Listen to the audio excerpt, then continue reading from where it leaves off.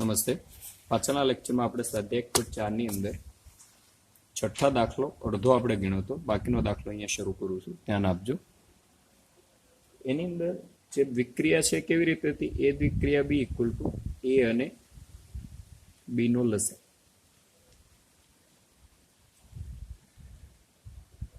તેમાં એન માં તટસ્થ ઘટક આપણે મેળવવાનો છે. પછી એવું કીધું કે એન માં કયા ઘટકો વ્યસ્ત સંપન્ન છે.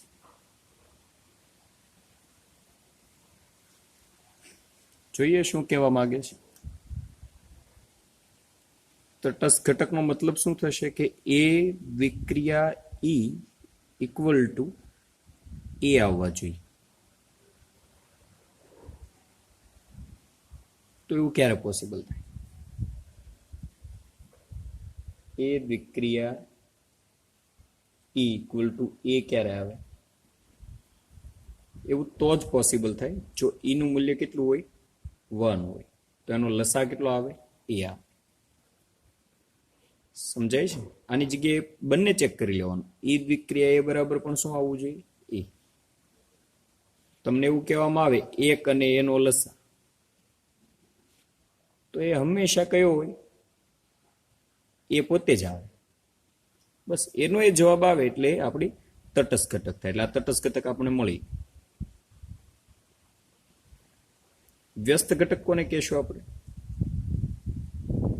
કે એની વિક્રિયા કોઈ સાથે કરવાથી જવાબ તટસ્થ ઘટક મળે. તો એ વિક્રિયા બી ઇક્વલ ટુ 1 આવવો જોઈએ. એ કેટલા છે? 1. તો આ બે કિંમત કઈ લ્યો તમે કે જેથી એનો જવાબ 1 આવે. એ ક્યારે પોસિબલ થાય? તો એ ઇક્વલ ટુ 1 હોય ને બી ઇક્વલ ટુ 1 હોય તો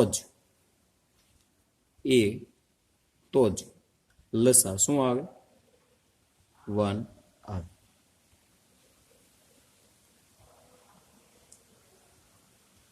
તો વ્યસ્ત સંપન્ન ઘટક કયો કહેવાય?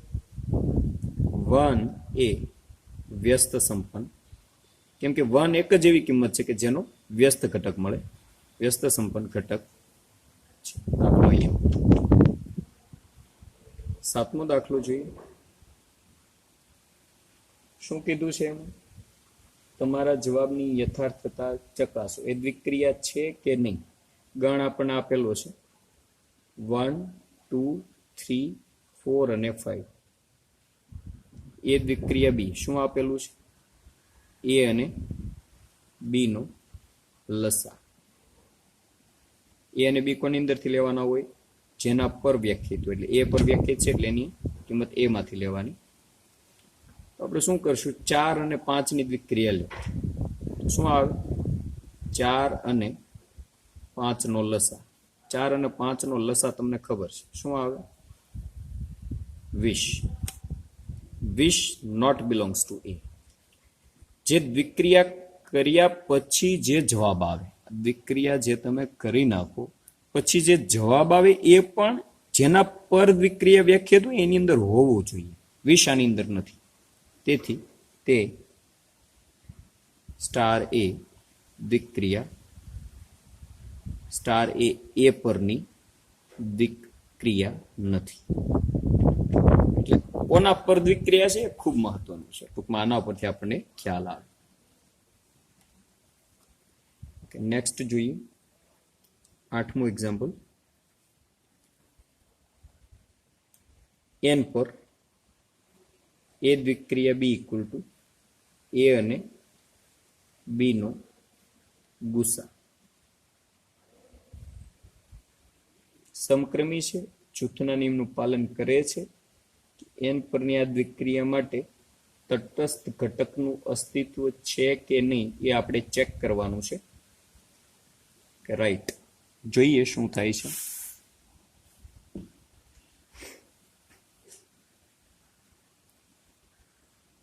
એન પર છે એટલે આપણને એટલી ખબર પડે કે એ અને B belongs to capital N.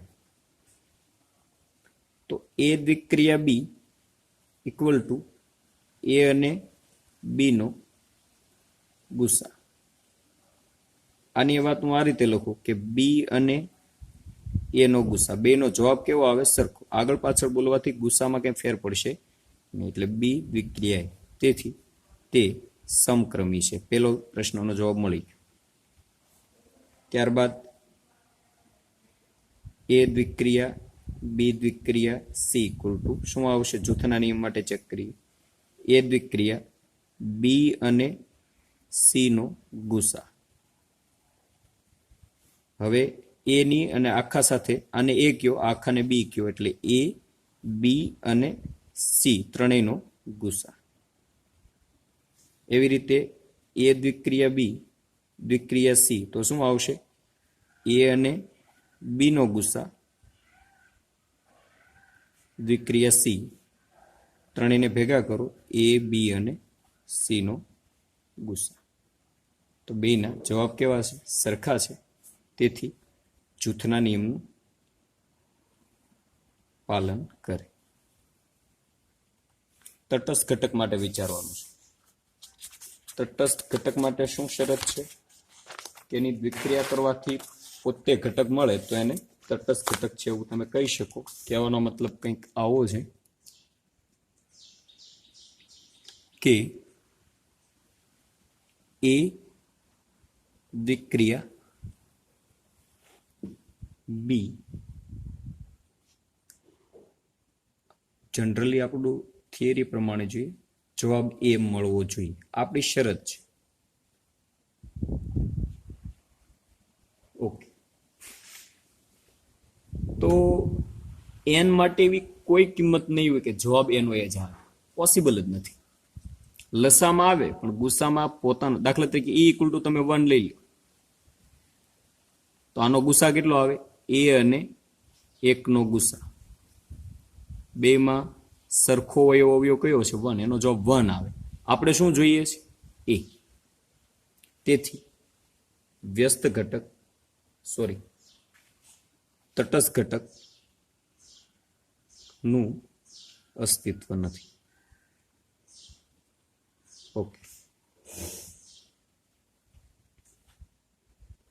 નીચે 9મો દાખલો છે. સમક્રમી છે, દ્વિક્રિયા છે કે નહીં ચેક નથી કરવાનું, કેમ કે દ્વિક્રિયા છે એવું ઓલરેડી કહી દીધું છે. આપણે માત્ર ચેક શું કરવાનું છે? સમક્રમી છે અને કઈ ક્રિયાઓ જૂથના નિયમનું પાલન કરે છે. 9મો દાખલો આખો તમારો હોમવર્કમાં છે. પ્રેક્ટિસ તમારે કરવાની છે. ન સમજાય ત્યાં પૂછજો. 10મું છે. તટસ્થ ઘટક પ્રાપ્ય છે એવું પૂછ્યું છે. જો મળે તો આપણે મેળવવાનું છે. અસ્તિત્વ છે કે નહીં ચેક કરવાનું છે. એ દ્વિક્રિયા બી ઇક્વલ ટુ શું છે? એ માઇનસ બી. તો જોઈએ આપણે શું થાય. એ દ્વિક્રિયા ઈ ઇક્વલ ટુ એ આવવા જોઈએ અને ઈ દ્વિક્રિયા એ બરાબર પણ એ આવવા જોઈએ. આ સમક્રમી તટસ્થ ઘટકની આ શરત છે. તો એ દ્વિક્રિયા એટલે કેટલા આવે? A minus equal to A equal to E minus. આનું શું થાય? ઈ માઇનસ, જે શક્ય નથી. આ બે ક્યારેય સરખા ન હોય. આનો જવાબ ધન આવે તો આનો ઋણ આવે, કેમ કે આ એ માઇનસ ઈ છે, આ ઈ માઇનસ એ છે. તેથી તટસ્થ ઘટકનું અસ્તિત્વ નથી. આગળ જોઈએ. બીજો દાખલો એની અંદર જોઈએ. એ દ્વિક્રિયા B equal to A square plus B square.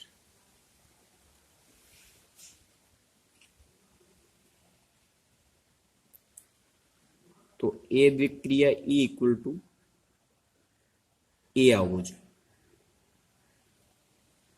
તો જોઈએ શું થાય. એ દ્વિક્રિયા ઈ આની સાથે સરખાવો. એની જગ્યાએ એ છે, બીની જગ્યાએ ઈ છે, એટલે શું થશે? A square plus E square equal to શું આવશે?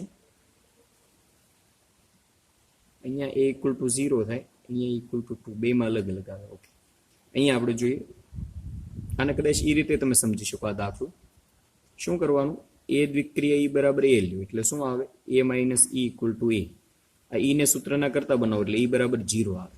પછી આ જોવાનું ઈ દ્વિક્રિયા ઇક્વલ ટુ એ લઈને ચેક કરવાનું શું આવે ઈ માઇનસ એ ઇક્વલ ટુ એ એટલે ઈ ઇક્વલ ટુ 2e આવે બેમાં જવાબ કેવા આવે અલગ અલગ આવે એટલે તટસ્થ ઘટકનું અસ્તિત્વ નથી એવું કહી શકો ઇક્વલ ટુ અહીંયા એ છે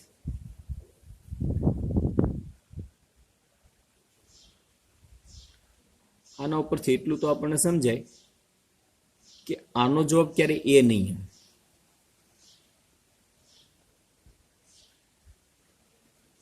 સમજાય છે આ એ દ્વિક્રિયા ઈ છે એનો જવાબ ક્યારે એ નહીં કેમ કે ઓલરેડી એ સ્ક્વેર તો છે જ આ પ્લસ થાય છે એટલે ઋણ તો આમ આવવાના નથી ક્યારે એ જવાબ આવે નહીં તેથી તેનું અસ્તિત્વ નથી અસ્તિત્વ કોનું નથી તટસ્થ ઘટકનું અસ્તિત્વ નથી થર્ડ વન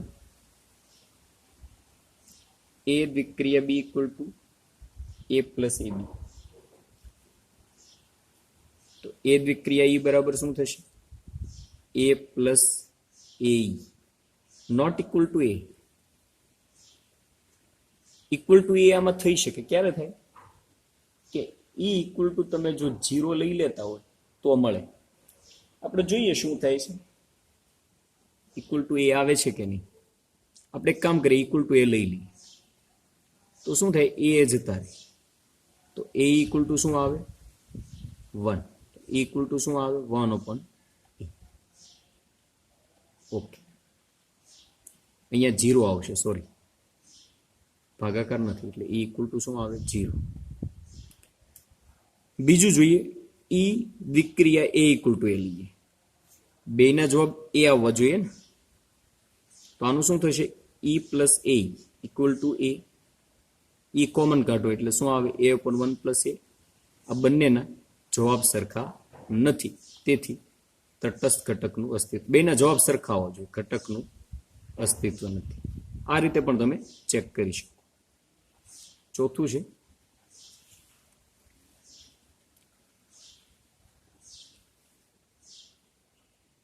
એ દ્વિક્રિયા B equal to A minus B આખાનો સ્ક્વેર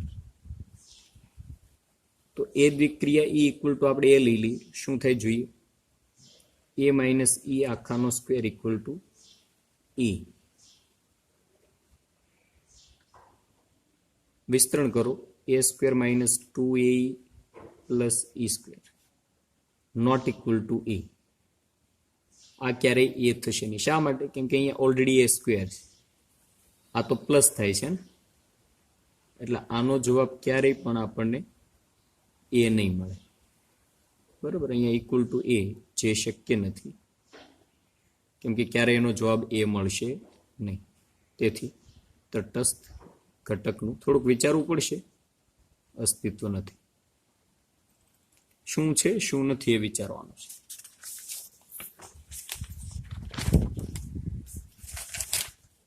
પાંચમું છે શું કીધું છે એની અંદર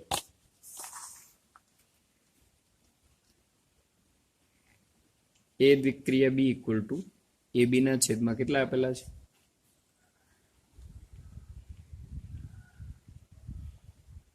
4 જોઈએ શું થાય છે એ દ્વિક્રિયા ઈ ઇક્વલ ટુ આપણે શું લઈ લઈએ એ તટસ્થ ઘટકની શરત પ્રમાણે તો એ ઈ એ બી હોય તો આવું થાય તો એ ઈ હોય તો શું થાય એ ના છેદમાં 4 ઇક્વલ ટુ એ જતા રહે ઈ ઇક્વલ ટુ કેટલા આવે 4 હવે પાછું ઈ દ્વિક્રિયા એ ચેક કરવાનું ઇક્વલ ટુ એ આની પ્રોસેસ શું થાય આ એ છે આ બી છે તો શું થશે ઈ એ ના છેદમાં 4 સમજાય છે આની સાથે સરખાવવાનું એની જગ્યાએ ઈ છે બી ની જગ્યાએ એ છે એટલે એ ઈ એટલે ઈ એ અપોન 4 ઇક્વલ ટુ એ જતા રહે ઇક્વલ ટુ 4 બેમાં જવાબ કેવા આવ્યા સરખા બસ આ એક દાખલો એવો આવ્યો કે જેમાં તટસ્થ ઘટક મળે બેના જવાબ સરખા મળ્યા તેથી તટસ્થ ઘટકનું અસ્તિત્વ છે તટસ્થ ઘટક બરાબર કેટલા મળે 4 આગળ જોઈએ છઠ્ઠો દાખલો શું કીધું છે એ દ્વિક્રિયા B equal to A B square આવું છે ને જોઈએ એ દ્વિક્રિયા ઈ બરાબર એ લઈ લઈએ તો શું થાય એ દ્વિક્રિયા ઈ બરાબર એ બી હોય તો આવું થાય તો આના બરાબર શું થાય એ ઈ સ્ક્વેર ઇક્વલ ટુ એ એટલે ઈ સ્ક્વેર ઇક્વલ ટુ 1. અહીંયા જોઈએ શું થાય ઈ દ્વિક્રિયા એ ઇક્વલ ટુ પણ એ આવવા જોઈએ તો અહીંયા આ એની જગ્યાએ છે આ બીની જગ્યાએ એટલે શું આવશે ઈ એ સ્ક્વેર ઇક્વલ ટુ એ તો ઈ ઇક્વલ ટુ અહીંયા કેટલા આવશે એ આ બે સરખા નથી તેથી તટસ્થ ઘટકનું અસ્તિત્વ નથી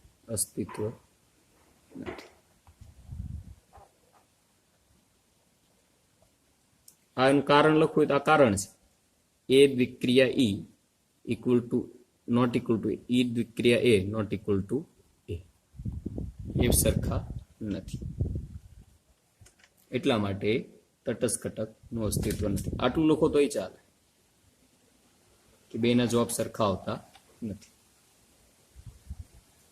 11મો છે દાખલો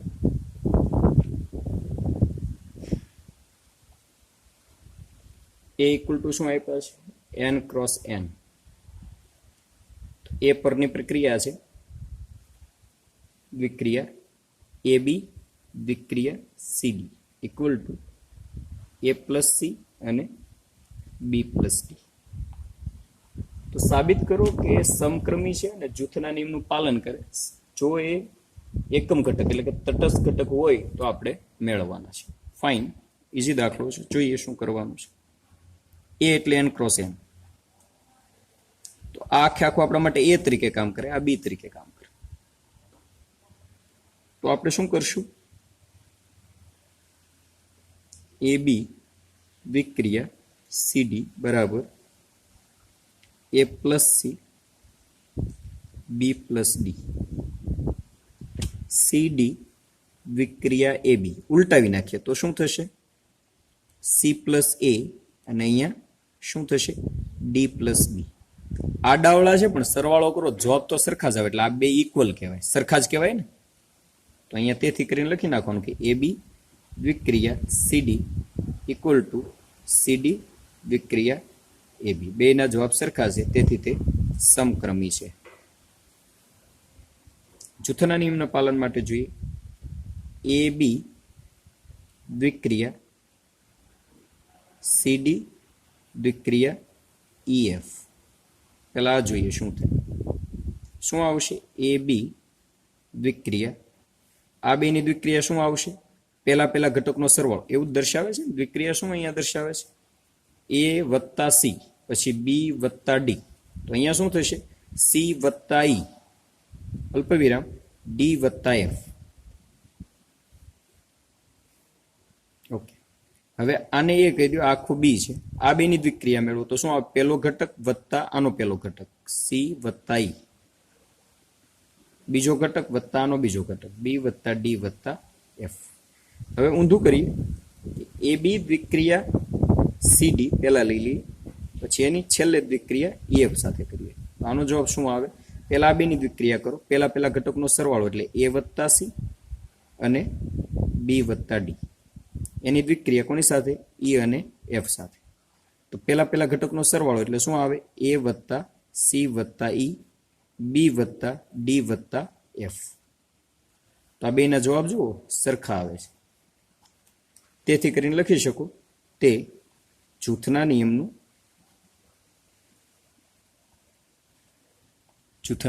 શું કરે છે પાલન કરે છે એવું તમે કહી શકો. ખ્યાલ આવે આ બેના જવાબ કેવા આવે છે સરખા આવે છે તેથી જૂથના નિયમનું તે પાલન કરે છે. એકમ ઘટક છે કે નહીં આપણે જોઈએ મળે છે કે એકમ ઘટક માટેની શરત કઈ છે તમને બધાને ખબર જ છે. શું આપ્યું છે અહીંયા એ બી દ્વિક્રિયા આપણે અહીંયા એકમ ઘટક લઈ લઈએ ઈ અને એફ આ આપણો એકમ ઘટક છે. જો એક એ ઇક્વલ ટુ એ આવતા હતા તો ઈને આપણે એકમ ઘટક કહેતા હતા તો અહીંયા જોડ છે એ બી અહીંયા આપણે આખી જોડ લઈ લીધી આ એકમ ઘટક છે.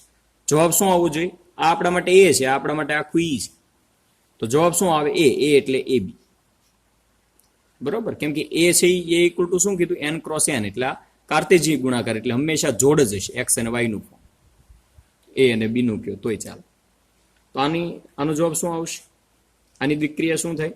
પેલા ઘટકનો સરવાળો એટલે a વત્તા e અને b વત્તા f ઇક્વલ ટુ ab. વચ્ચે ઇક્વલ ટુ નિશાની છે, x y સરખાવી દો એટલે a વત્તા e ઇક્વલ ટુ a આવશે અને b વત્તા f ઇક્વલ ટુ b આવશે. b જતા રહી, a જતા રહી, e બરાબર 0 અને f બરાબર 0, જે શક્ય નથી. શા માટે શક્ય નથી? રીઝન શું છે? બીકોઝ ઓફ e અને f not belongs to capital N. શરૂઆતમાં જ કહી દીધું ને, કોની ઉપર વ્યાખ્યાયિત છે? n ક્રોસ n ઉપર. તેથી કરીને e અને f not belongs to n cross n, કેમ કે n ની અંદર 0 આવે નહીં. તેથી તટસ્થ ઘટક અસ્તિત્વ નથી. ઓકે, અહીંયા દાખલો આપવો. વિધાન સત્ય છે કે અસત્ય ચેક કરવાનું છે. એમાં પહેલું છે n પર a દ્વિક્રિયા a equal to a.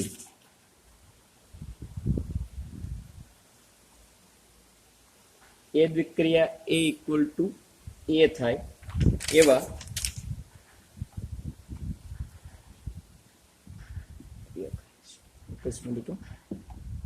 બે ઘટક a અને b. હા, આ અસત્ય છે. શા માટે અસત્ય છે? રીઝન એ હોવું જોઈએ કે દ્વિક્રિયા કોની વચ્ચે વ્યાખ્યાયિત થાય? a અને b. બે અલગ અલગ સંખ્યાઓ વચ્ચે, બે ઘટક વચ્ચે વ્યાખ્યાયિત કરવામાં આવે.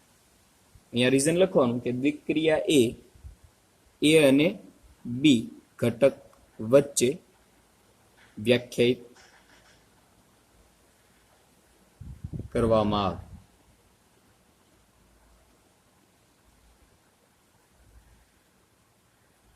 તેથી તેને દ્વિક્રિયા કહે છે. દ્વિક એટલે શું થાય? દ્વિ એટલે બે, એટલે બે સંખ્યા વચ્ચે પ્રક્રિયા કરવામાં આવે ને દ્વિક્રિયા કહેવાય. એ પછી પ્રક્રિયા ગમે તે હોય, સરવાળો, બાદબાકી, ભાગાકાર, ગુણાકાર, એટલે પોતાની સાથેની ક્રિયા અસ્તિત્વ, મતલબ એને દ્વિક્રિયા કહેવાય નહીં. એટલે આ વિધાન કેવું થશે? અસત્ય છે. બીજું જોઈએ, સ્ટાર દ્વિક્રિયા એ n પર સમક્રમી છે, તો a દ્વિક્રિયા b દ્વિક્રિયા c equal to c દ્વિક્રિયા b દ્વિક્રિયા a. આવું આપણે સાબિત કરવાનું છે. બરોબર, આવું આપણે સાબિત કરવાનું છે. આ આપણને આપેલું છે, તો આપણે ડાબા બરાબર લઈએ. શું છે ડાબા બરાબર? a દ્વિક્રિયા b દ્વિક્રિયા c equal to શું થાય? a દ્વિક્રિયા સમક્રમી છે, એનો મતલબ એવો, સમક્રમી હોય એટલે b દ્વિક્રિયા c ઇક્વલ ટુ, સમક્રમી હોય તો આડું લખી શકાય. b દ્વિક્રિયા c બરાબર c દ્વિક્રિયા b લખી શકાય, તો જેને સમક્રમી કહેવાય. સમક્રમી છે એવું તો આપણે રકમમાં કીધું છે, તો b પ્લસ c ની જગ્યાએ શું મૂકી દો? c દ્વિક્રિયા b. હવે આને a કયો, આ આખું b કયો, તો સમક્રમી હોય તો આને ઉલટાવી શકાય. તો આને હું પહેલા લખી નાખું અને આને હું પછી લખું. બરાબર જવાબ. વિધાન સત્ય છે.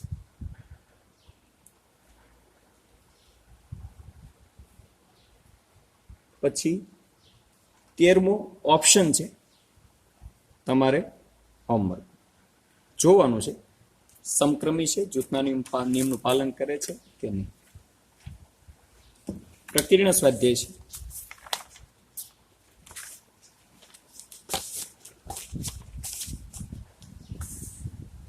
પહેલો સ્વાધ્યાય, પહેલો દાખલો, f r tends to r where f of x equal to 10x plus 7. આવું આપણને આપેલું છે. g જ્યાં r tends to r, gof equal to fog equal to ir, તો g of x આપણે ફાઇન્ડ આઉટ. g એવું વિધેય મેળવવાનું કે જેથી આ શરતનું પાલન થાય. ફાઇન, ઈઝી છે. આનો ઉપયોગ કરો. Fog of x equal to શું છે? IR. IR નો મતલબ શું થાય? આપણે આ થિયરી આવી ગઈ કે આનો તદે વિધેય જવાબ આવે. પહેલો ઘટક હોય એના વિસ્તાર નો જવાબ આવે તો પહેલો ઘટક કોણ છે? એફ.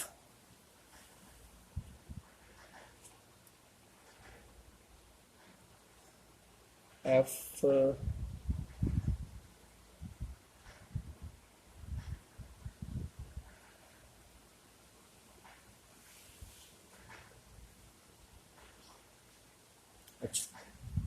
આ એટલે identity function. F of x બરાબર તદે વિધેય કોને કીધા હતા આપણે? કે એના બરાબર એક્સ આવે, આને તદે વિધેય કહેવાય. તો આ એટલે આઈડેન્ટિટી ફંક્શન, તો આના બરાબર શું જવાબ આવશે? એક્સ. તો ફોગ ઓફ એક્સ બરાબર શું થાય? F of g of x, આવું લખી શકાય, ઇક્વલ ટુ એક્સ.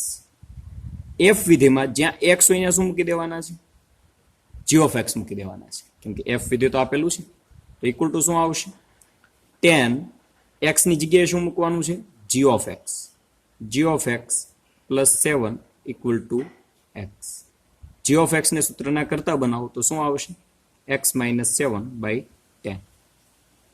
ઓકે, આ આપણે મેળવવાનું જવાબ મળી.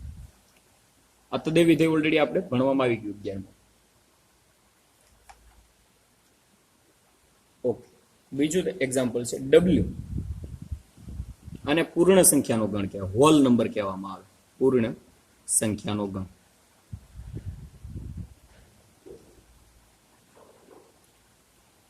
એફ ઓફ એન આપણને વ્યાખ્યાયિત કરેલું છે, જો રકમમાં જ કીધું છે. એફ ઓફ એન બરાબર શું છે? બે સંખ્યાઓ છે, એકમાં n-1 જવાબ આવે, એકમાં n+1. n-1 ક્યારે આવે? n અયુગ્મ હોય. n+1 ક્યારે આવે? n યુગ્મ હોય.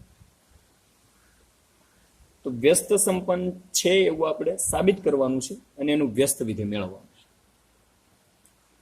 ઓકે, જોઈએ. આપણે કોઈ બે સંખ્યા લઈ લઈએ, n1 અને n2. બંને કેવા હોય? અયુગ્મ હોય. બંને અયુગ્મ. બંને અયુગ્મ હોય તો કયા કયા વિધેય આપણે લઈએ? F of n1 equal to f of n2. અયુગ્મ હોય તો કયું વિધેય લાગુ પડે? n-1. તો શું આવશે? n1-1 equal to n2-1. 1 જતા રહે, n1 ઇક્વલ ટુ n2. વિધેય સરખા હોય તો કિંમત સરખી આવે. આ એક એકની શરતનું પાલન થાય. હવે બીજી સંખ્યા કઈ લઈએ? n1 અને n2 બંને કેવા હોય? યુગ્મ હોય. યુગ્મ હોય તો શું આવશે? F of n1 equal to f of n2. Check કરો, n1 કયા છે? F of n1. યુગ્મ હોય તો આ વિધેય લાગુ પડે, એટલે કે n1+1 ઇક્વલ ટુ n2+1. 1 જતા રહે, n1 ઇક્વલ ટુ n2. હજી એક શરત પોસિબલ છે, કઈ? n1 યુગ્મ હોય અને n2 અયુગ્મ. બંને યુગ્મ, બંને અયુગ્મ લીધા. હવે એક યુગ્મ એક અયુગ્મ લ્યો તો શું આવશે? F of n1 equal to શું આવે? યુગ્મ હોય તો જવાબ શું આવે? n1+1. આનો જવાબ શું આવશે? યુગ્મ આવે કે અયુગ્મ? n1 કેવા છે? યુગ્મ છે. યુગ્મ સંખ્યામાં એક ઉમેરો એટલે જવાબ કેવો થઈ જાય? અયુગ્મ થઈ જાય. એફ ઓફ n2 ચેક કરો શું થાય? એફ ઓફ n2 કેવા છે? અયુગ્મ છે. અયુગ્મ હોય તો કયું વિધેય લાગે? n-1 એટલે કે n2-1. અયુગ્મમાંથી એક બાદ કરો એટલે જવાબ શું આવે? યુગ્મ આવે. તો એફ ઓફ n1 કેવા મળ્યા? અયુગ્મ છે. એફ ઓફ n2 કેવા મળ્યા? યુગ્મ છે. એ બે ક્યારે સરખા હોય નહીં, એક યુગ્મ છે એક અયુગ્મ છે. એવી રીતે n1 યુગ્મ છે અને n2 અયુગ્મ છે, એટલે n1 not equal two n2. તો આ પણ શરત કોની થઈ ગઈ? આ ઇક્વલ ટુ ન હોય તો આ પણ ઇક્વલ ટુ નથી. આ ઇક્વલ ટુ છે તો આ ઇક્વલ ટુ છે, ઇક્વલ ટુ છે તો ઇક્વલ ટુ છે. બધી શરતનું પાલન થાય છે. મતલબ તેથી તે કેવું વિધેય થશે? એક એક વિધેય છે. ઓકે, બહુ મહત્વનો દાખલો છે, સમજવા જેવો છે. હજી વ્યાપ્ત વિધિ માટે જોવાનું બાકી છે. વ્યાપ્ત વિધિ કોને કહેવાય? સહપ્રદેશની બધી જ કિંમતને અનુરૂપ પ્રદેશમાં કોઈ એક કિંમત હોવી જોઈએ. બીજા શબ્દોમાં કહીએ તો સહપ્રદેશ અને વિસ્તાર સરખા હોવા જોઈએ. F of n equal to બે કિંમતો છે, n-1 n+1.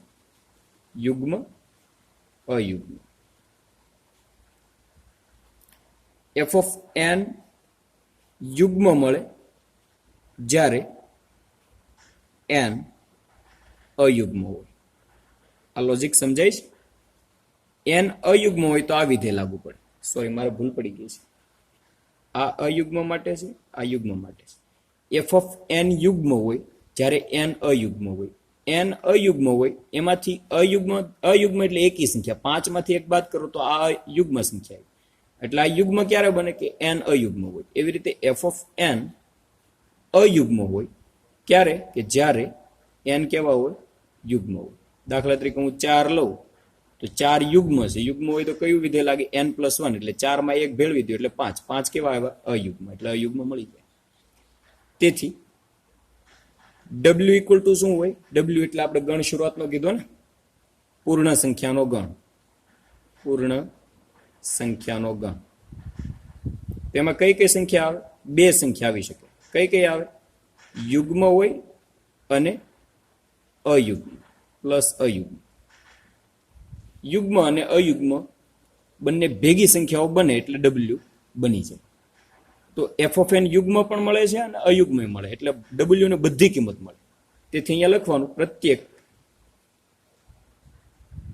સહપ્રદેશની, અથવા તો નાનું ટૂંકમાં જ કહી દો ને, એફ નો વિસ્તાર બરાબર એફ નો સહપ્રદેશ. આ રીઝન બરોબર છે. તેથી તે વ્યાપ્ત વિધેય છે. તેથી તે એક અને વ્યાપ્ત બંને હોય તો તેને શું કહેવાય? વ્યસ્ત સંપન્ન વિધેય છે. જે વિધેય વ્યસ્ત સંપન્ન હોય એનું જ વ્યસ્ત વિધેય મળે. વ્યસ્ત વિધેય શબ્દ વાપરો તોય ભલે અને પ્રતિવિધેય કયો તોય ભલે. હવે વ્યસ્ત વિધેય શું મળે એ જોઈએ આપણે. તો F of n equal to શું આપેલું છે આપણને? n-1. આ આપણે ક્યારે? n અયુગ્મ હોય ત્યારની વાત છે. તો આના બરાબર હું y કીધું તો શું આવશે? ફરક એટલો છે, n ની જગ્યાએ x હતા આપણે દરેક દાખલામાં, અહીંયા x ની જગ્યાએ n છે. તો પેલા n ને સૂત્રના કરતા બનાવો તો શું આવશે? y ઇક્વલ ટુ શું છે? n-1. -1 આ બાજુ આવે એટલે n ઇક્વલ ટુ શું મેળવ્યા? y+1. y બરાબર શું છે? F of n. n ને સૂત્રના કરતા બનાવો, f આ બાજુ છે એટલે n બરાબર શું આવે? f inverse of y. n ની કિંમત અહીંયા મૂકી દો તો શું આવે? f ઇનવર્સ ઓફ y બરાબર y+1. ક્યારે મળે આ વસ્તુ? મતલબ આ બાબત કે જ્યારે y કેવા હોવા જોઈએ? n અયુગ્મ હોય તો y કેવા હતા? અયુગ્મમાંથી એક બાદ થાય એટલે y યુગ્મ થઈ જાય. એટલે y યુગ્મ હોય ત્યારે આ મળે.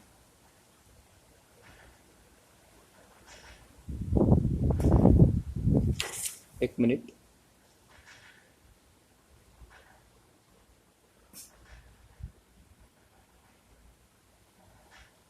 f inverse of y equal to y+1.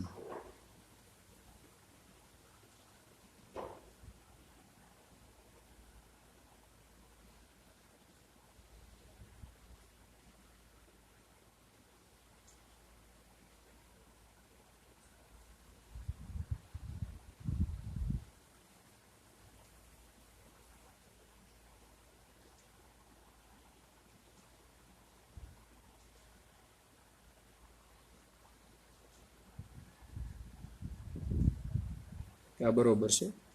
આગળ જોઈએ, y equal to f of n. બીજો ઓપ્શન કયો છે? n+1. આ ક્યારે પોસિબલ થાય? કે n યુગ્મ હોય. તો y ઇક્વલ ટુ n+1 છે. n ને સૂત્રના કરતા બનાવો એટલે n ઇક્વલ ટુ શું આવે? y-1. n ની કિંમત શું છે? f inverse of y equal to y-1. આ ક્યારે મળે? કે y કેવા હોય? અયુગ્મ હોય. y અયુગ્મ થાય શા માટે? n યુગ્મ છે. યુગ્મની અંદર એક ઉમેરો એટલે y કેવા મળે? અયુગ્મ. તો finally f inverse of y equal to 2 option મળ્યા આપણને. કયા કયા? એક તો y+1 અને y-1. y+1 ક્યારે મળે? કે y યુગ્મ હોય અને y-1 ક્યારે મળે? y અયુગ્મ હોય. અને n ના સ્વરૂપમાં લખવું હોય તો y હોય ત્યાં n મૂકી દો તો શું મળે? n+1 n-1 n યુગ્મ હોય n અયુગ્મ હોય. ઓકે, મટીરિયલમાં થોડીક ભૂલ હશે, જોવા મળશે. તો કહેવાનો મતલબ એવો, આ વિધેય જેવું જ મળ્યું. જો